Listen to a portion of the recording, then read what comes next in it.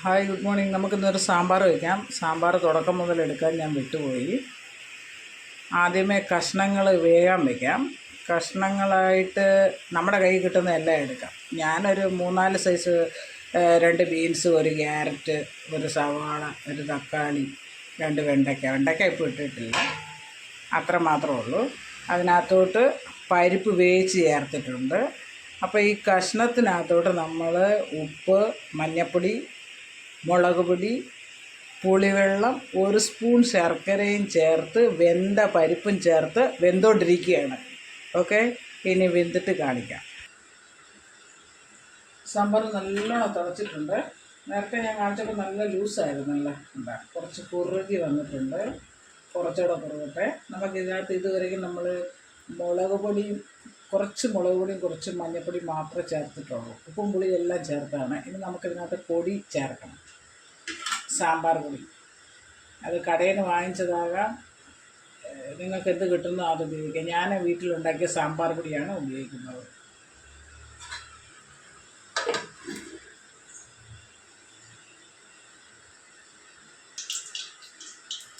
ഇനി നമുക്ക് സാമ്പാറിന് താളിക്കാം. ഓക്കെ, സാമ്പാറിന് താളിക്കാം. എണ്ണ ഒഴിച്ചിട്ടുണ്ട്.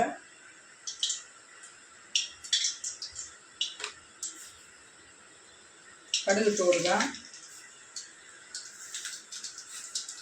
ഉലുവ ഇട്ട് കൊടുക്കാം,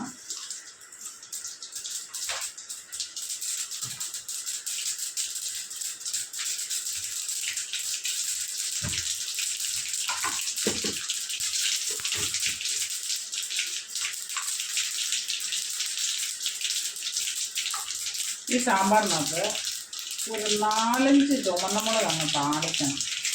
നമ്മൾ സാധാരണ ഒരു 2 ഇടത്തുള്ളൂ. ഇതിൽ നല്ലപോലെ അങ്ങോട്ട് ഇട്ട് കൊടുക്കണം. ഈ വറുത്ത മുളകിൻ്റെ മണമാണ് ഈ സാമ്പാറിനകത്ത് കൂടുതൽ വരുന്നത്.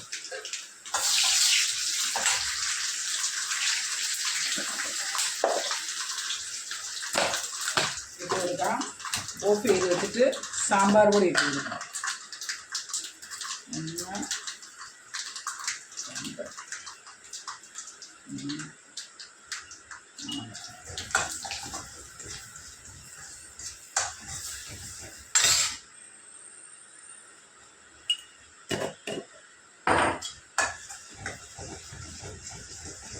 സാമ്പാർ പൊടി ഇട്ട് കൊടുക്കാം. ഇതിനകത്തോട്ട് മുട്ടട്ടെ. ഇനി ഒന്ന് തീ കത്തിക്കാം. കുറച്ച് വെള്ളം ഒഴിച്ച് കൊടുക്കാം. സാമ്പാർ പൊടി നല്ലോണം തിളക്കട്ടെ.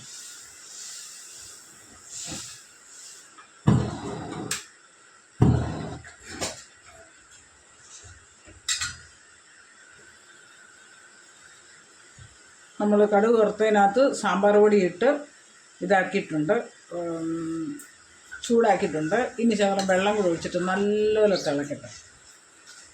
ഇനി തിളച്ചിട്ട് കാണിക്കാം.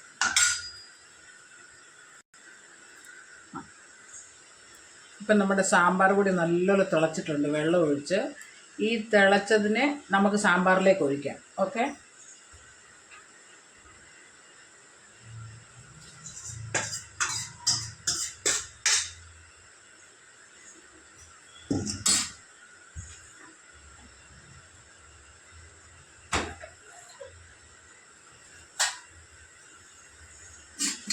ഈ സാമ്പാർ പൊടി ഇപ്പം നമ്മൾ ഒഴിച്ചല്ലോ, ഇതിനകത്ത് കിടന്ന് ഒരു 10 മിനിറ്റ് കൂടെ തിളച്ചിട്ട് നമുക്ക് ഓഫ് ചെയ്യും. അപ്പോഴത്തേനും നമ്മുടെ അടിപൊളി സാമ്പാർ ശരിയാണ്, സെറ്റാകും. ഓക്കെ,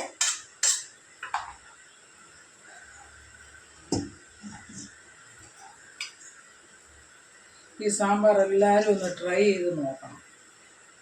ഇഷ്ടപ്പെടുകയാണെങ്കിൽ എൻ്റെ ചാനലൊന്ന് സപ്പോർട്ട് ചെയ്യണേ.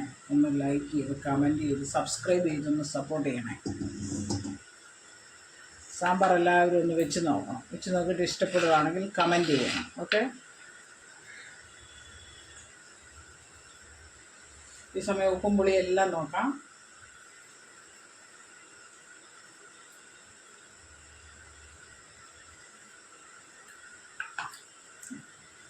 എനിക്ക് ശകലം ഒരു പുളിയുടെ കുറവുണ്ട്. കുറച്ച് മതി. എൻ്റെ പുളി ഭയങ്കര കുറേ മതി.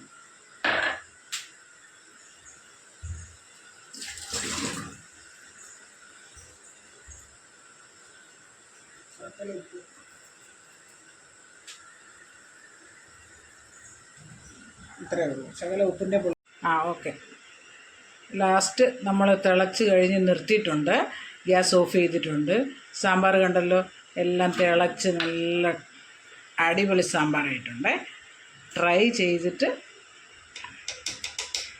നിങ്ങൾ കമൻറ്റ് ചെയ്യണം. Okay, thank you.